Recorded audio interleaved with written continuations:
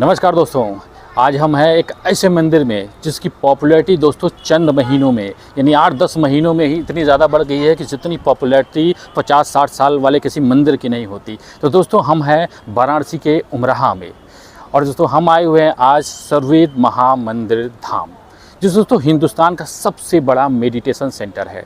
आइए दोस्तों हम आपको दिखाते हैं। ये देखिए दोस्तों, सामने है सर्ववेद महामंदिर धाम, जो हिंदुस्तान का सबसे बड़ा मेडिटेशन सेंटर है दोस्तों। 7 मंजिला है और अगर अंडरग्राउंड की बात करें तो अंडरग्राउंड को लेकर के ये 7 मंजिला इमारत है, 6 मंजिला ऊपर है और 1 मंजिला नीचे है। तो दोस्तों आइए चलते हैं हम सर्ववेद महामंदिर धाम में घूमने फिरने के लिए और देखने के लिए कि दोस्तों क्या इसकी लग्जरी है। कहा जाता है कि बहुत ही खूबसूरत में मंदिर बनाया गया है। दोस्तों इसकी पॉपुलैरिटी इसी बात से लगाई जा सकती है कि 8 महीनों में ये सबसे ज़्यादा फेमस मंदिरों में से हो चुका है। दोस्तों इसकी कलाकृति, नक्काशी और डिज़ाइन राजा महाराजाओं के ज़माने में जो आर्किटेक्ट का इस्तेमाल किया जाता था, वो आर्किटेक्ट दोस्तों यहाँ पे इस्तेमाल किया जा रहा है। आइए हम दिखाते हैं।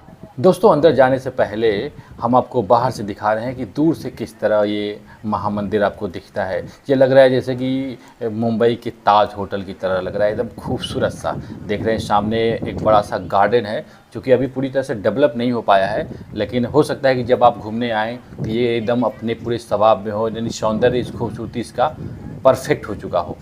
तो चलिए दोस्तों हम चल रहे हैं मंदिर के अंदर। तो दोस्तों सिक्योरिटी चेक के बाद हम अंदर आ रहे हैं। तो देखिए सबसे पहले ये हाथियों से, या यूँ कह सकते हैं कि हमारे और आपके स्वागत के लिए हाथियाँ बनाई गई हैं।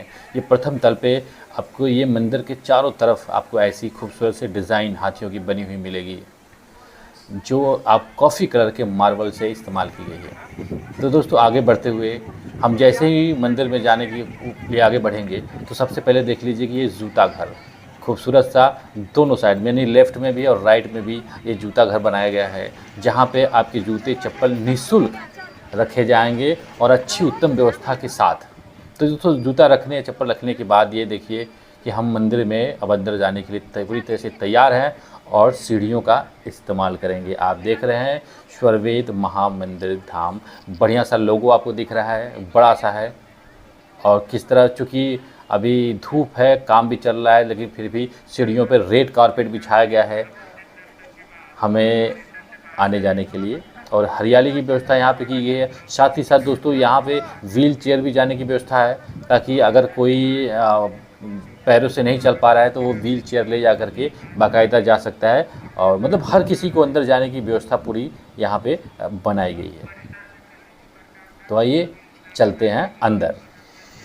तो दोस्तों हम ऊपर आ चुके हैं, हम प्रथम तल पे हैं। इसके जो अंडरग्राउंड है, ये 7 मंजिला है तो 1 मंजिला अंडरग्राउंड है, और अंडरग्राउंड यहाँ के जो व्यवस्थापक लोग हैं उनकी व्यवस्था के लिए है, उनके मीटिंग के लिए है, बनाया गया है। तो दूसरे तल से हम इसके अंदर एंट्री करेंगे और सर्ववेद महामंदिर धाम आप देख रहे हैं कि इसका ये मुख्य दरवाज़ा है, और डिज़ाइन आप देख ही रहे हैं कितनी खूबसूरत आपकी कलाकृतियाँ हैं।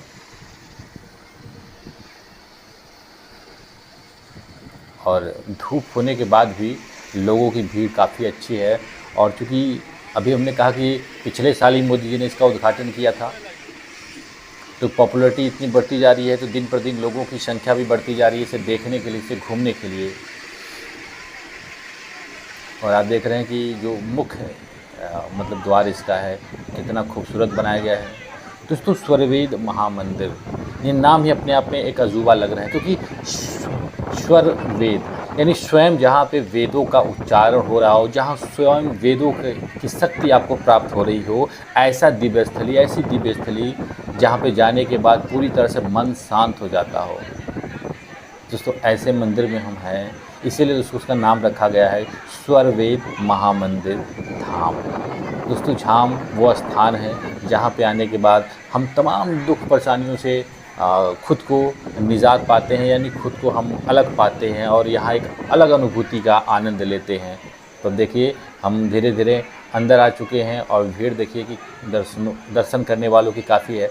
और दोस्तों सामने आप देख रहे हैं कि जो गोल गुंबद आकार का डिज़ाइन जो ऊपर उसको बनाया गया है छत में, तो जो हमने कहा ना कि कलाकृतियाँ यहाँ की है, जो राजा महाराजाओं के ज़माने में कलाकृतियाँ इस्तेमाल की जाती थी, वो कलाकृति यहाँ इस्तेमाल की जा रही है।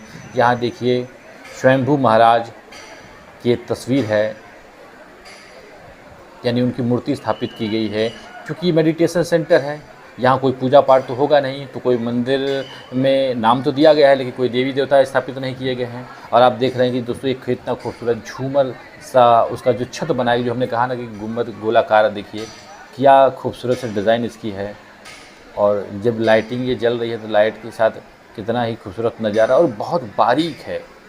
और आज के ज़माने में जबकि हम सोच नहीं सकते, क्योंकि हम नॉर्मल घर बनाते हैं, नॉर्मल चीज़ें हमारे पास हैं, लेकिन उसके बाद भी इतनी खूबसूरत कलाकृति अगर हो रही है तो आज भी कारीगरों की कमी नहीं है। और ऐसे माटी के सपूत भारत ने पैदा किए हैं कि जिनके हाथों में वो हुनर है कि वो कुछ भी कर सकते हैं, कुछ भी दे सकते हैं हमारे लिए। तो देख रहे हैं आप जो डिज़ाइन कलाकृति। और चूँकि अंदर है दोस्तों तो लाइट इसलिए जल रही है, लाइट जलने की वजह से आप ये मत सोचिए कि हम रात में हैं, रात में नहीं है, बिल्कुल दिन में ही है। लेकिन चूँकि मेडिटेशन सेंटर है तो इसलिए पूरी तरह से आप कह सकते हैं कि प्रकाशवान नहीं बनाया गया है, ताकि जब भी हम बैठ कर के अपने वेदों का उच्चारण करें और उनका ध्यान करें, उनके ध्यान में लीन रहें, तो हमें ज़्यादा रोशनी हमें तकलीफ़ ना दे। और आप देख रहे हैं कि किस तरह पेंटिंग छत पे बनाई गई है, यानी हर तरफ। दोस्तों यूँ तो 7 मंजिला है, अंडरग्राउंड को छोड़ेंगे तो 6 मंजिला है। 1 मंजिला पे हम यानी दूसरे पे कह सकते हैं कि हम हैं, जहाँ पे ये देखिए बाबा जी की प्रतिमा स्थापित है, गुरु जी की प्रतिमा स्थापित है। ये गुरु जी महाराज हैं।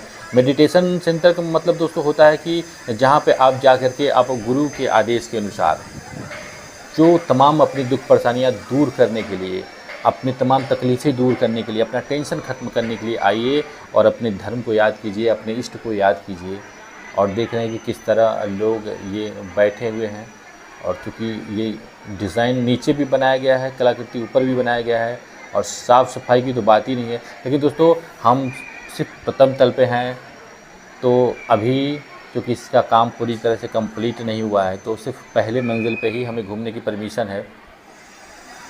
बाकी का हो सकता है कि जब आप घूमने आए तब बाकी के मंजिल भी आपको अलाउ कर दिए जाए, यानी खोल दिए जाए, और आप बाकायदे 7 मंजिला घूम सकते हैं, सॉरी 6 मंजिला घूम सकते हैं, क्योंकि 1 मंजिला अंडरग्राउंड में तो जाने की परमिशन नहीं है, सिर्फ कमेटी वालों को है। बाकी आप देख लीजिए नज़ारा, आप देखते जाइए, चीज़ें आपको देखती जाइए। और यहाँ आइए, जब यहाँ आप आएंगे, अंदर जाएंगे, तो आपको ऐसा महसूस होगा कि आप तमाम मतलब दीन दुनिया की चीज़ों से बेखबर हो गए हैं। अब आप हैं या आपके आराध्य हैं या आपके विचार हैं, और सुकून ही सुकून है। तो दोस्तों ये देखिए किस तरह, मतलब आप कह सकते हैं सैलानी भी कह सकते हैं, दर्शक भी कह सकते हैं। तो दोस्तों ये था आपको प्रथम तल के अंदर का नज़ारा। अब हम आपको बाहर से विजुअल दे रहे हैं कि एक तरफ से हमने दिखाया था कि गेट की दूसरी तरफ से राइट में हमने दिखाया था कि हाथियों का झुंड बना हुआ है, और लेफ्ट में भी यहाँ हाथियों का झुंड बना हुआ है, और दूर से मंदिर किस तरह दिखता है आप ये देख ही रहे हैं, कितना खूबसूरत सा है। हमने कहा ही कि आपको ताज होटल की तरह दिखेगा जो मुंबई में है, जो बड़ा सा, लेकिन डिज़ाइन और कलाकृति में उससे आगे है। और दोस्तों ये प्रथम तल है जिसको अंडरग्राउंड हम कह रहे हैं। और दोस्तों अंडरग्राउंड यानी प्रथम तल में जाने का देखिए ये मुख्य दरवाज़ा बनाया गया है, जिसे जिस तरह राजा महाराजाओं के समय में मेहराब बनते थे उस डिज़ाइन का ये बनाया गया है। 4 खम्भों पे आप अंदर इस तरह से इसके माध्यम से जाएंगे, लेकिन यहाँ सिर्फ कमेटी वाले या जो इसके पदाधिकारी हैं वही अंदर जा सकते हैं। और पर्यटक के रूप में अगर हम और आप आएंगे तो हम सिर्फ 6 मंजिला हमें घूमने की परमिशन मिलेगी। और चूँकि दोस्तों अभी पूरी तरह से पूर्ण नहीं हुआ है, तो कुछ न कुछ हर तरफ काम होता ही रहा है, इसलिए बांस बल्लियाँ चीज़ें दिख रही हैं, और अभी आरवन मार्बल के टुकड़े बिखरे पड़े हुए हैं। तो ये कंप्लीट कुछ ही दिनों में आपको हो जाएगा। तो दोस्तों ये था स्वरवेद महामंदिर धाम।